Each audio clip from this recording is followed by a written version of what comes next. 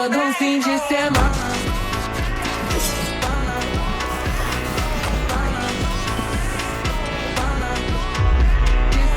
today I'm going to do a breakdown for the Ray-Ban video. So let's get started straight away. No time to waste. So I am in the blend file right here, which is the blend file that I actually used in order to create the shot. Obviously, we have already created the Ray-Ban before in a different tutorial. Now, if I turn on the HDRI, you will be able to see that this is an actual 360-degree photo of the place where I actually filmed.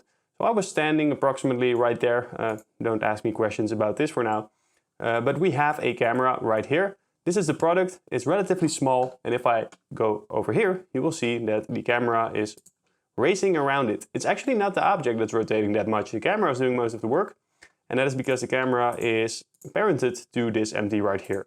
And I use this MD, as you can see, with all the keyframes to manipulate the camera motion, the scale, the rotation, and the location. I also animated the sunglasses itself, and that's just for purposes like right here where it's falling down, or maybe just some slight adjustments in order to make it better.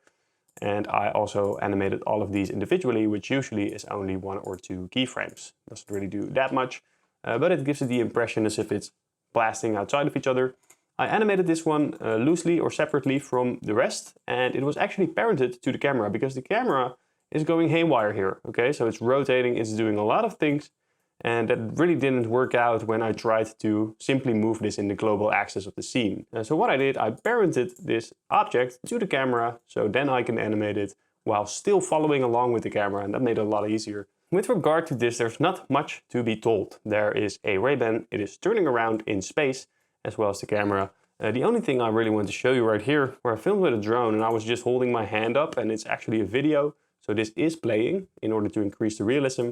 I then went into the shader editor right here, and I made sure that I added a gradient texture that allows me to remove some of those areas on the side and actually have it feather out instead of being a very harsh transition.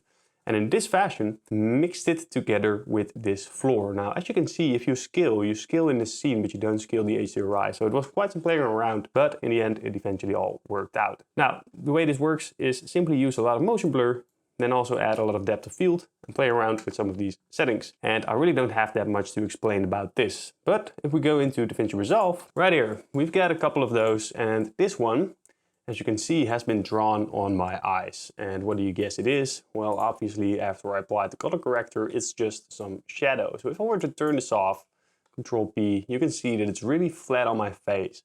And I really wanted to integrate the shadow in there. If I would have to make a difference right now, I can see if the hand enters the face, the shadow has a different type of color and it's also a little bit harsher. So I would definitely improve that if I were to do this again. So if I turn this off, Control P, you can see I changed something to be a bit more blue, match the contrast as well. So I simply went over here to the original one and compared this black with the black of my sunglasses. And now we get a similar type of blue. I also matched the grain. So this has some chromatic grain right here, and I tried to match it to the black shirt I had. Now, obviously, I added film grain, a little bit of blur, because I myself was a little bit blurred, so that fit in better. I also finally had to do some masking, because if you look right here, the finger is going over this, and we also have the ear. You can see that part going over the ear, but I wanted it to go behind the ear. So I had to do some masking.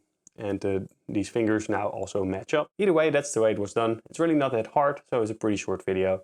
If you have any questions, leave them in the comments. And of course, click on subscribe for more. So I'll see you in the next one.